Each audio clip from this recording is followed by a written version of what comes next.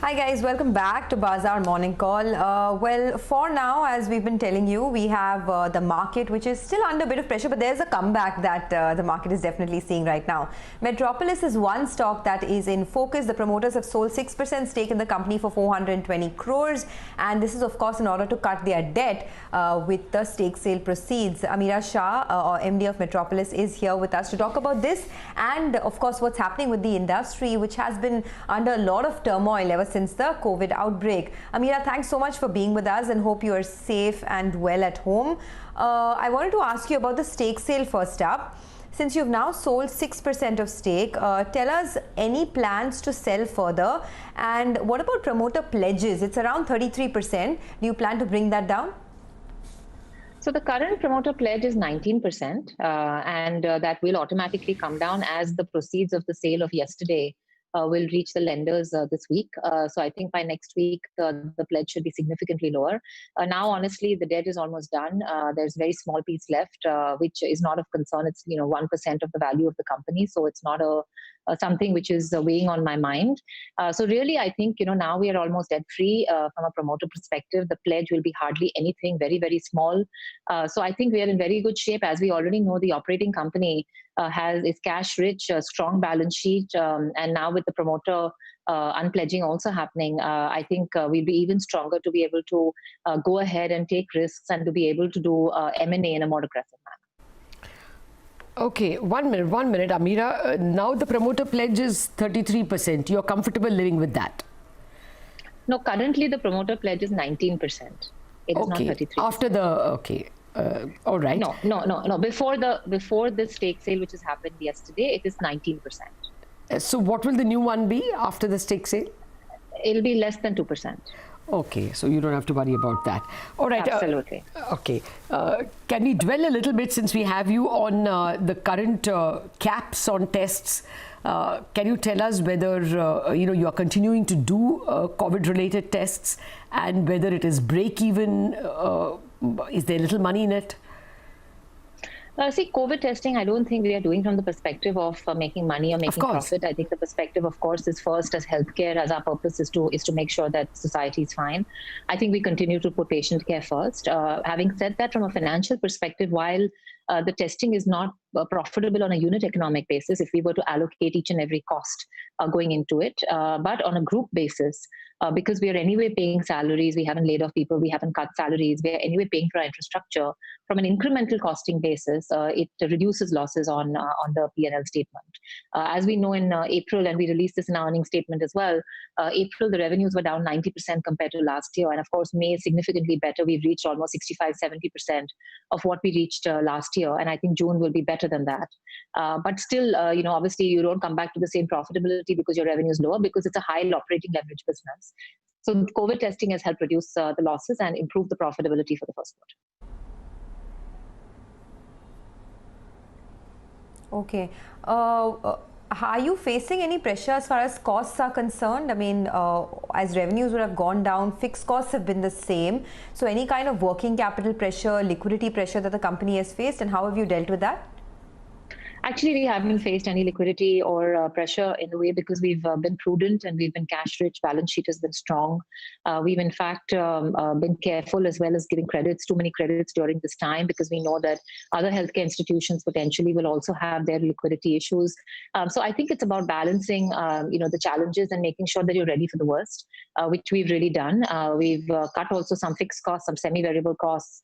But what we haven't touched is manpower, because at the end of the day, if you don't have your COVID warriors during this time, you really can't move ahead and take care of society. So that's been something that we've been very clear on. You referred fleetingly to the return of business. Non-COVID business, how is it doing? How much of, say, last June are you back at? So as of May, we had shared in the public domain that we were back at about 65-70% as of May. Compared to last year. And we had said that June will be better than May, which it is. And I think, obviously, as the quarter gets over, we'll be happy to release the specifics. Oh, all right. Okay, you don't want to give that away. Ameera, just a final question. is basically the customer group, the society, more accepting of your people going to homes? You know, in the initial phase in April, there was resistance from residents, from housing societies. Are now people, you know, behaving more normally towards COVID testing, towards your health workers? See, I think, the fear obviously of COVID continues in residential societies and rightfully so. Obviously people are not as scared of phlebotomists coming in for the reason that they obviously know that Metropolis as a brand is very safe and secure. And we are constantly changing PPEs, being safe as possibly you can in this environment. I don't think there'll be anybody who's safer. So from that perspective, I think people are comfortable because they know how we are. But generally for the industry, you're right, there continues to be some fear. And I don't think we can allay that. But of course, when somebody needs a blood test, whether it's for COVID or non-COVID, you can't deny somebody the right to health. And therefore, I think societies have understood that and been reasonably flexible. Okay, all right. All the best, Ameera. Thanks a lot for giving us many details and for talking about your stake sale as well. Well, that's the word coming in from Metropolis. But let's now go across to Kritika Saxena, my colleague, who's tracking the Bharti Infratel Indus story. Remember, the long stop date has been extended again to August 31st. She's here to give us the latest on that. Kritika, over to you. Good morning, Sonia. So this is the 7th extension of the Bharti Infratel and Indus Tower merger. But you know what's also say is that the deal was pretty much done. The reason why they pushed the board meeting on the 11th of June was because they wanted some more clarity with respect to the AGR verdict. Now, since the verdict has been pushed, they feel that they want to wait for some clarity coming in from the Supreme Court on which way the payment tenure is going to go, and only then will they have a clear idea on how the merger contours should be. So while they had finalized everything, we understand that some details could be tweaked up once that comes in, and that is the reason why, remember, 3rd week of July is the date for the next hearing. So they've kept it till August of 31st to keep that safe window. But speculations on the deal falling apart, I understand, and my sources have confirmed, are completely unfounded. The deal is on track and they are hoping to be able to close this before the 31st of August. But yes, it's a 2-year, in fact 2.5-year long wait. So hopefully next 2 months should be the winner. Okay, Kritika, thanks a lot for that. By the way, the market, and while I'm not surprised that you're seeing this move, that was the base case. But today's expiry, so there could be second swing as well. But for now, the first dip has been bought rather aggressively on the mid caps for sure, which is now up about 0.5%. The Nifty at any point could turn into the green. The Bank Nifty as well has seen a sharp reversal from the lowest point of the day. This basically, just to make viewers understand once again, is based on the fact that our market yesterday ended at the lowest point, down quite a bit, while the rest of the Asia had not participated as much because they had already closed by the time Europe had started to fall. And this morning, rest of the Asian markets played catch up. But Dow futures not down much, European futures not down much. The market's taking heart from that. Mitesh Thakkar is back with us for fresh technical calls. Then, Mitesh, so the first dip has been bought, but do you reckon the market is vulnerable to a second dip? What would be your call on the index and what would be your stock calls?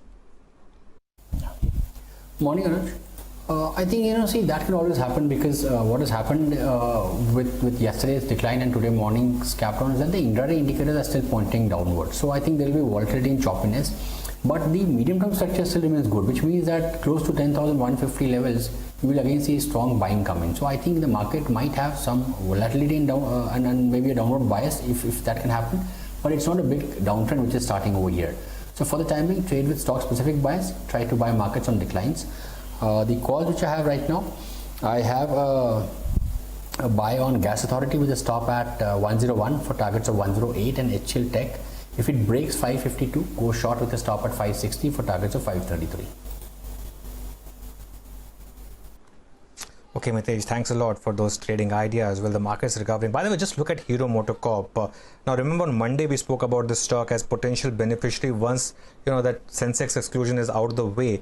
This week it's up about 8.5%, and that's the kind of catch-up trade that's played out. The decline happened because the market was factoring that in, and once that was over, this big move that explains this move that you have in Hero over the last 3 or 4 days. But let's do one thing. Let's get some commodity cues back on. Then Manisha is joining us for that. Manisha, good morning. Morning, Anuj, and I'm keeping an eye on the crude oil prices today because that has seen a decline of 6% overnight, and the Asian markets have seen some more follow-through selling coming in here. Well, the COVID cases have increased sharply. We've seen US weighing tariffs on European products. IMF has slashed the GDP growth for this year, and then there has been strength in US dollar. There is a decline in global equities. So those are the global cues that the markets are keeping an eye on. And then it is US specific as well, because the inventories for crude in US in the previous week increased for a third straight week, and to a record that too. We also are looking at this US shale output. The production increased to 11 million barrels per day. It had gone down to 10.5. The record in March was 13.1. So from the highs, we saw that decline, and with the crude prices now consolidating around $35 to $42 per barrel, there is some shale production coming back on board as well.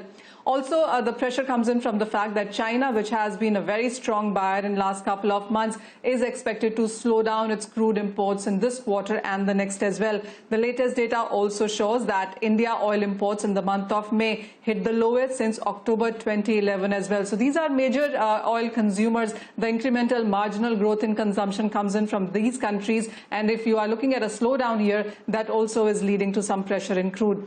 We spoke to SMC Comtrade for their strategies in commodities today. They are expecting some support in case of crude oil prices, expecting a target of 2,980 on the higher side for that. But they expect profit taking in the gold prices to continue today as well. Targets on the lower side for that is 47,950. Okay, thank you very much for that, Manisha. You know, the gold prices waited for Sonia to complete her birthday buying, and then they have started falling a bit. Good for you, Sonia. All right, let's. Okay, now we'll get back to you, Sonia. You know, on more serious stuff, today one of your important, one of the companies that you track, Ashok Leyland, is going to report numbers. It will be somber numbers, I guess, but nevertheless, tell us what's the street expecting. Well, much like you, Lata, I'm very much against buying gold, and I'm okay to miss that rally because I believe equities is the way to go. But for commercial vehicles, it's been a really weak quarter, as we know. The stock is also down about 30% this year. Revenues are expected to fall by 60% because medium and heavy commercial vehicle volumes were down 60% due to the lockdown hitting demand. Margins are seen to fall to about 3% versus 11% same time last year. And this is a quarter where Ashok Leyland is expected to report a loss. All the brokerages that I saw are forecasting a loss anywhere between 20 to 50 crores. So our average comes to about 45 crores of a loss compared to a profit of 66 crores same time last year. Now, the realizations are also expected to fall by 11% because of the adverse medium and heavy commercial vehicle volumes and the tonnage mix. So, all in all, a loss expected by Ashok Leyland. It has been a very weak quarter for them. Okay. Thank you very much for those expectations numbers, Sonia. If you weren't buying gold, you probably had a drink, and therefore I'm going to give you something from that cupboard. Diageo India. We had a very interesting conversation. Our colleague Kritika had an interesting chat with the management, and what Diageo India is saying is that they have begun only a quarter of their manufacturing operations across India after the relaxations. Anand Kripalu, the managing director and CEO, told Kritika that USL and Diageo are prepared for a slow festival season. Well, let me not take away the thunder. Listen to a slice of the conversation. The worst is behind us, and I would say the best is yet to come. Okay. Obviously, during lockdown, nothing happened. We didn't sell anything. Our factories were shut. Now what's happened is pretty much every state is open. It's open in different ways though, but every state is open. The on-trade, which is about a quarter of the prestige and above business in our industry, is still broadly shut, right? You can't really go out and have a drink anywhere. So that's broadly shut. I think with each passing day, we're hoping that things will only get better, but I think it's a slow progress and a slow journey. Today, pretty much every factory is now functioning, okay? And they're functioning close to pre-COVID capacity. So they are ready to service the demand as it gets back to pre-COVID demand. As Diageo India, we are committing 75 crores to be invested over a period of 2 years to support bars, pubs, and restaurants that serve alcohol. Okay, that's the word coming in from Diageo on demand, and he's right. Sadly, you can't go out and have a drink like you could in the pre-COVID era. But anyway, things will come back slowly and steadily. Let's take a quick break on that note. On the other side of the break, N. Ravi Vishwanath, the CFO of TeamLease, will join in to talk about the hiring trends.